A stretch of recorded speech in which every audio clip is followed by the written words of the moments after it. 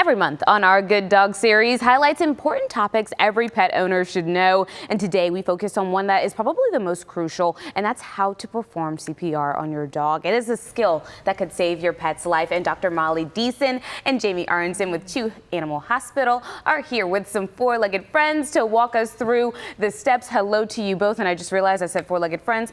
And our friend Whitney right here, breaking my heart, is three-legged. My goodness, good morning to you both. Good morning. So glad to have you here. Okay, so tell me a little bit about Whitney and her story. So Whitney is currently available for adoption with Doodle Rock Rescue. She was brought in a few months ago. A shelter had called us and she was severely injured. Maybe she was hit by a car. And you know, we tried really hard to save that leg, but at the end of the day, the injuries were too severe and she's doing great. She is. She's so happy. Yeah, she's a sweet girl. Oh my goodness. Okay, so Dr. Deason, when should we perform? We're talking CPR today. So when do we know? What are those symptoms? Are they different from humans necessarily when it comes to knowing when to perform CPR? Great questions. CPR is something we want every animal owner to know about, but we hope no one ever has to use. Right. There are a lot of similarities, but a lot of differences, and even differences with the size of the animal, the breed, the dog, if it's a dog or if it's a cat. So those things we'll let you talk about with your own veterinarian. Today we'll just cover the basics. Okay, well let's start with step one. Okay. Let's show people how it's done, shall we? Yes.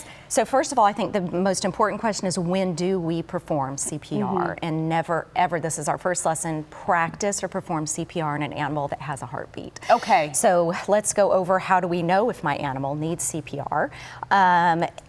Those of us that have had senior animals probably have already done step one, and that's just check for responsiveness. Okay, so is it so here? If you walk in and your animal is on its side, you are going to try to check to see if the heart is beating. So clap your hands, call their name, you can pinch their toe. Try to get their attention. Get down with chest level and see if you actually see breaths coming and the chest rising and falling. And these things, the chest, the pulse we can check. On Whitney, it's actually very easy if we want to turn her around really quickly.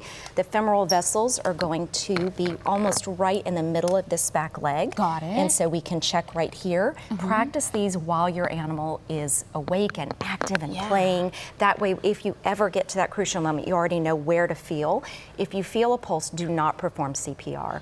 If there are no chest rises up and down and no pulse, then you can start your CPR. Got it. Okay, so making sure you know where everything is on your dog, but not necessarily practicing on your dog if they're healthy and fine. Got it. Okay, now if there is no pulse or breathing, what is then the next step? So usually if that's the case, your animal is already going to be lying on its side. Right. But make sure that it's on its side on a very hard surface. Today, luckily, we have a table. In the vet clinic, we have an exam table, but often they'll be on your bed, they'll be on the sofa. You need to gently lift them and put them either on the floor or on a counter. Is there a specific way of lifting them as far as like their neck goes or things like that? Absolutely, because we don't know what injury occurred to have them in that state. So just make sure their head is absolutely supported and that you lie them flat. If you can lay them on their right-hand side, that's the best. Do not worry about that and think, I did it wrong, as long as they are on their side and their chest is to your hand. Got it. Okay, so I'm assuming, and Dr. Deason, correct me if I'm wrong, but I'm assuming this is just a hands-only situation, or is this a mouth-to-mouth situation as well? It's going to be both, so that's a great question. Oh, okay. It's going to be both, yes. But in that moment, you're not going to be thinking about that. You're not thinking about that. So the way we want to start, I think most important is how quickly, because if you do compressions and they're not quick enough, then it's not good enough. It's not useful. So just like with humans, we think of two songs, either Another One Bites the Dust or Staying Alive. Yes. So whichever one comes into your head, because that gives us 100 to 120 compressions per minute, which is so very important. See, I don't even need to teach it. She's already got it. So what we're going to do to get the most effect of the compressions is to clasp your hands together. You're going to straighten lock your elbows out and then push. So we're going to be right up behind where the elbow hits the chest. And the heart is on the right side, like you said, right? Well, they're on the right side. So now we're doing compressions on the left. Okay.